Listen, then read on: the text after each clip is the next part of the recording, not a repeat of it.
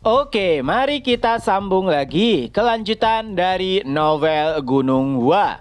Siapa sangka perkataan Chungmyun langsung memprovokasi Hugong, tapi untungnya ia bisa menahan diri. Jika saja Chungmyun hanya sedikit lebih muda darinya, ia pasti akan menganggap Chungmyun sebagai anak nakal biasa. Tapi ini sudah jauh melebihi batasannya. Walau demikian, Hugong masih berusaha tetap tenang. Lalu ia pun berkata, "Perkataanmu sungguh kasar. Apakah kau bisa mempertanggungjawabkannya?" Dan dengan santai Chungmyun menjawab, "Mempertanggungjawabkannya?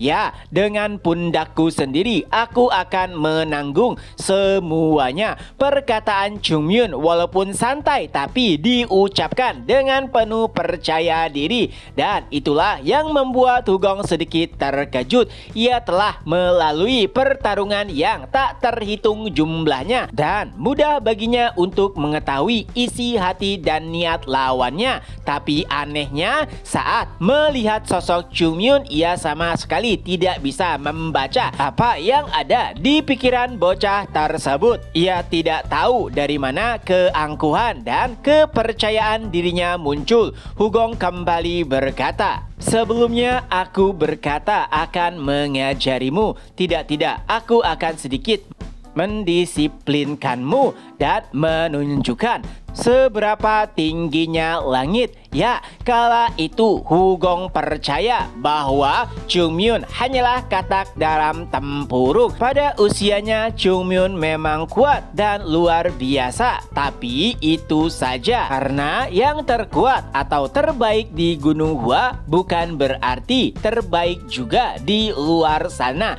Mendengar perkataan Hugong, Chungmyun pun menanggapinya. "Oh, itu adalah perkataan yang sering aku dengar. Tapi semua yang mengatakan hal tersebut gagal.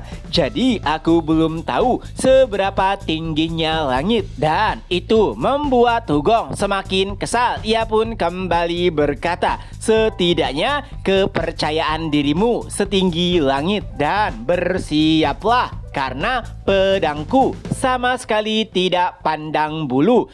Chungmyun pun langsung menanggapinya, "Pedangku juga sama." Dan tanpa basa-basi, Hugong pun langsung bergegas menuju Chungmyun. Sebenarnya di dalam sparring pada umumnya, mereka yang lebih lemah akan diberikan kesempatan untuk menyerang terlebih dahulu sebanyak 3 kali. Tapi nampaknya pada pertarungan ini Hugong sama sekali tidak ingin memberikan kesempatan kepada Chungmyun, seolah-olah mereka setara. Ho Sanja bergerak begitu cepat, saking cepatnya bahkan Baekchun hampir tidak bisa mengikutinya. Tapi tiba-tiba, puang, sebuah benturan keras pun terjadi dan ternyata pedang Chungmyun berhasil mementahkan pedang Hugong. Dan tentunya itu membuat setiap orang terkejut. Jogul pun berkata, "Jadi inilah pertarungan antara para master?" Sejujurnya Jogul sendiri tidak bisa menyaksikan pertarungan tersebut dengan benar. Walau demikian, ia masih ingin terus memperhatikannya. Kembali lagi ke pertarungan. Kedua pedang saling berbentrokan dan saat itu Chungmyun pun berkata, "Sepertinya kau masih belum memahami situasi saat ini. Aku tidak ingin kau beralasan saat kau kalah. Jadi lakukanlah dengan benar." Sejujurnya, jika tidak berhadapan langsung dengan pedang Chungmyun, Hugong akan berpikir jika semua itu adalah omong kosong. Tapi setelah menghadapinya langsung, entah kenapa ia merasakan bahwa pedang Chungmyun sangatlah berat. Ini pertama kalinya Hugong berhadapan dengan sosok seperti Chungmyun, dan entah kenapa ia juga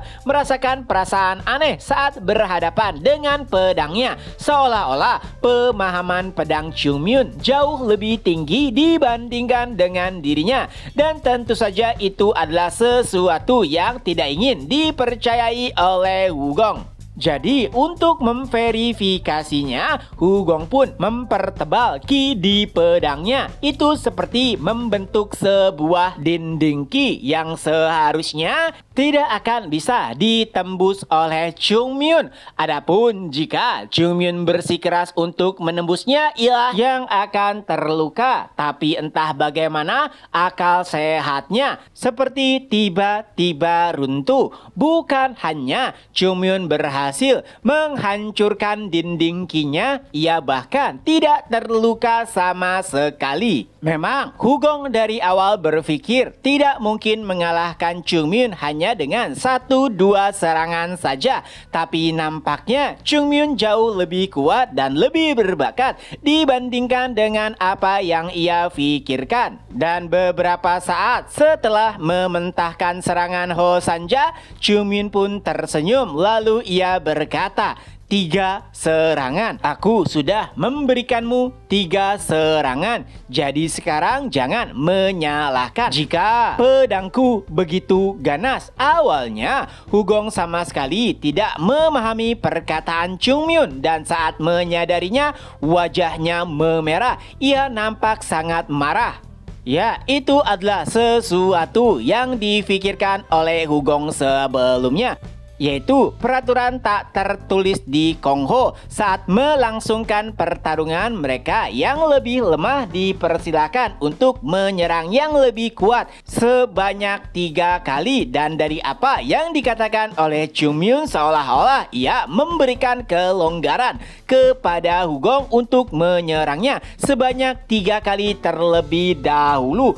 Tentu saja harga diri Hugong seperti telah tercabik-cabik. Bagaimana bisa seorang bocah yang mungkin seusia dengan cucunya meremehkannya seperti itu? Kini Hugong benar-benar tidak bisa menahan kesabarannya. Adapun Chungmyun, ia pun mulai tersenyum dan menikmati pertarungan. Ya, apa yang terjadi di arena kini sudah jauh berubah dari apa yang mereka sepakati di awal. Karena sebenarnya tujuan dari pertarungan ini adalah untuk saling belajar. Tapi yang dilihat oleh setiap orang saat ini adalah pertarungan untuk saling membunuh. Ya, aura keduanya begitu besar. Bahkan para penonton sampai sulit untuk bernafas saat menyaksikan pertarungan tersebut.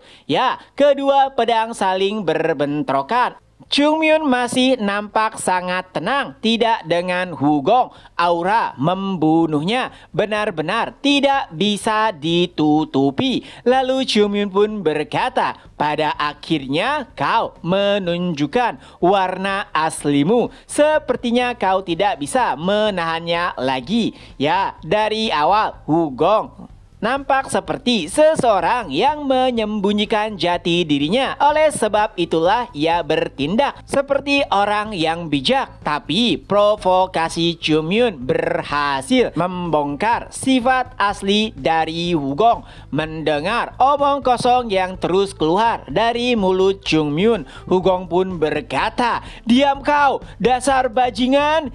Dan karena serangan-serangan sebelumnya dari Hugong tidak ada yang berguna melawan Chungmyun, pada akhirnya ia pun menggunakan salah satu teknik pedang terbaik dari Sekte Udang, yaitu 8 gerakan sutra. Itu adalah teknik yang biasanya digunakan oleh Udang untuk menghancurkan kejahatan. Tapi siapa sangka saat ini teknik tersebut ditujukan kepada Chungmyun, dan chapter pun berakhir. Nah, itulah kelanjutan dari novel Gunung Hua. Semoga terhibur. Ketemu lagi di next video. Bye bye.